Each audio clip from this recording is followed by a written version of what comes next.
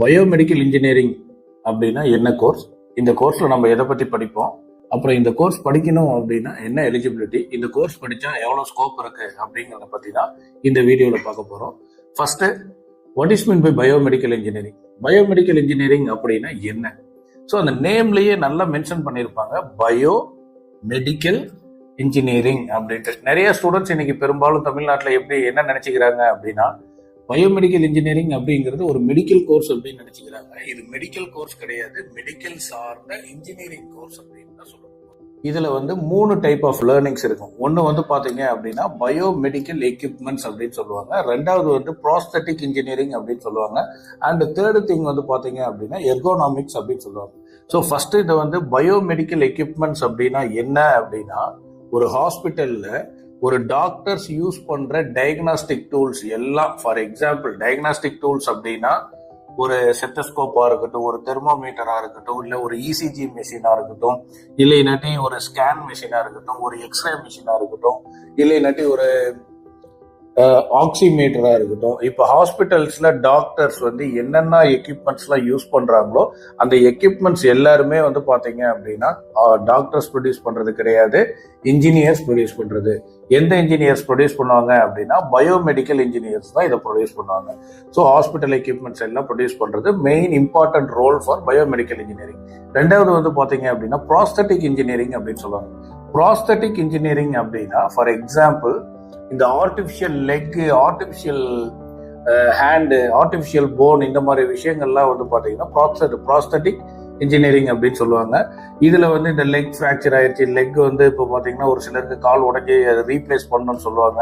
So அந்த மாதிரி இருக்கிறவங்களுக்கு ஆர்டிபிஷியல் லெக், ஆர்டிபிஷியல் ஹேண்டு, அப்புறம் நம்ம பாடி பார்ட்ஸ்ல எங்கெல்லாம் ஆர்டிபிஷியல் திங்ஸ் தேவைப்படுதோ அந்த ஆர்டிபிஷியல் திங்ஸை ரெடி பண்றது எல்லாமே ப்ராஸ்தட்டிக் இன்ஜினியரிங் அப்படின்னு வரும்.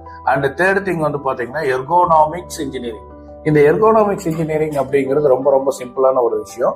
ஃபார் எக்ஸாம்பிள், இப்போ என்னோட சீட் இருக்கு, இந்த சீட்ல நான் என்னோட ஷோல்டரை இப்படி சார்ந்து உட்காந்து இருக்கேன் அப்படின்னா அந்த ஷோல்டர் கரெக்டா இந்த சீட்ல உட்காருதா அப்படின்னு சொல்லி பார்த்தா அதுக்கு தகுந்த மாதிரி இந்த சீட்டை ரெடி பண்ணுவாங்க. ஃபார் எக்ஸாம்பிள், ஒரு பெரிய பெரிய கார்ஸா இருக்கட்டும், இல்லைன்னா பஸ்ஸஸா இருக்கட்டும், ஃபிளைட்டா இருக்கட்டும், அப்புறம் ட்ரெயின்ஸு, அப்ப இந்த மாதிரி இடத்துல நம்ம யூஸ் பண்ற பெட்டா இருக்கட்டும், இந்த நம்ம யூஸ் பண்ற சேர்ஸா இருக்கட்டும், இல்லைன்னா நம்ம யூஸ் பண்ற சோபா செட்டா இருக்கட்டும், இல்லைன்னா சீட்ஸா இருக்கட்டும், இது எல்லாமே பர்ஃபெக்டா அந்த ஒவ்வொரு பர்சன்ஸோட பாடி கண்டிஷனுக்கு ஏற்ற மாதிரி அதோடைய ஷோல்டர்லாம் கரெக்டா இருக்கா, பேக் சைட்ல பேக் போன்லாம் கரெக்டா உட்காருதான்னு பாக்குறது தான் எர்கானாமிக்ஸ் இன்ஜினியரிங் அப்படின்னு சொல்லுவாங்க.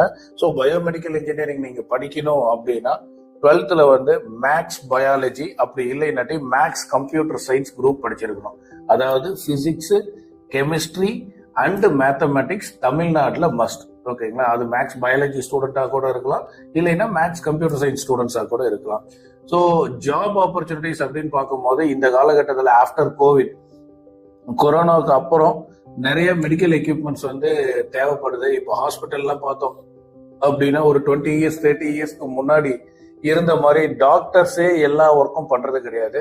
இப்ப டாக்டர்ஸ் பண்ற ஒர்க்ல 90% of the work was done by the biomedical equipments. ஒரு ஸ்கேனிங்கா இருக்கட்டும், இல்ல எக்ஸ்ரேஸா இருக்கட்டும், ஒரு சில ரொம்ப கிரிட்டிக்கல் சர்ஜரிஸா இருக்கட்டும், அது எல்லாமே மெஷின்ஸ் அண்ட் எக்யூப்மெண்ட்ஸ் இல்லாத பண்ண முடியாது.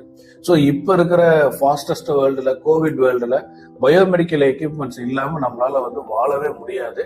ஸோ இதுவே போதும் இந்த கோர்ஸ்க்கு எவ்வளவு ஸ்கோப் இருக்கு அப்படின்ட்டு. ஜாப் ஆப்பர்ச்சுனிட்டிஸ் ஆட்டோமேட்டிக்காவே ஸ்கோப் அதிகமா இருந்துச்சு அப்படின்னா ஆப்பர்ச்சுனிட்டிஸ் அதிகமா இருக்கும். நான் சொல்றது ஒரே ஒரு விஷயம் தான், எந்த ஸ்டூடெண்ட்டுமே பயோமெடிக்கல் இன்ஜினியரிங் கோர்ஸ் படிக்காதீங்க. பயோமெடிக்கல் இன்ஜினியரிங் அந்த 4 வருஷத்துல என்னங்கறத கத்துக்கிட்டீங்க அப்படின்னா கண்டிப்பா ஜாப் ஆப்பர்ச்சுனிட்டிஸ் நிறைய இருக்கும். சேலரி பத்தி சொல்லவே தேவையில்லை. ஸ்கில்டு பர்சன்ஸ், நாலேஜபிள் பர்சன் வேற, ஸ்கில்டு பர்சன் வேற. ஸோ ஸ்கில்டு பர்சன்ஸா இருக்கிறீங்க அப்படின்னா கண்டிப்பா you will get the higher pay. Okay, ஃபர்தரா உங்களுக்கு ஏதாவது டவுட்ஸ் இருக்கு அப்படின்னா ஸ்கிரீன்ல தெரியுற நம்பருக்கு கால் பண்ணுங்க. உங்களுக்கு எல்லா டவுட்ஸும் கிளாரிஃபை பண்ணுவோம்.